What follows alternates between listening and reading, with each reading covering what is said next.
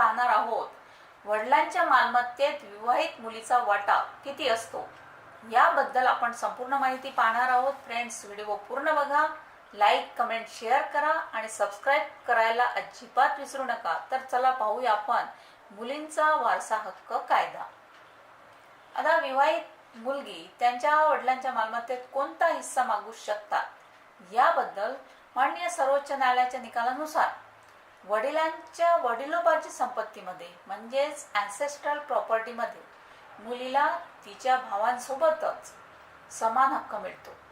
तथापि याचा अर्थ असा नाही की वडिलांच्या निधनानंतर मालमत्तेची समान वाटणी भाऊ आणि बहिणीमध्ये केली जाईल. आता वारसा कायदा मृत व्यक्तींच्या इतर कायदेशीर वारसांना देखील संपत्तीचे अधिकार प्रदान करत असल्याने मालमत्तेचे विभाजन लागू वारसा कायद्यानुसार प्रत्येक वारसाच्या वाट्यावर आधारित असेल.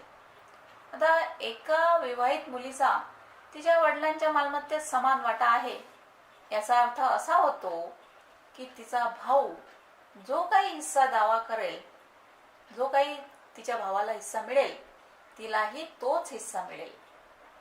तर फ्रेंड्स, ही होती महत्त्वाची माहिती. थँक्यू.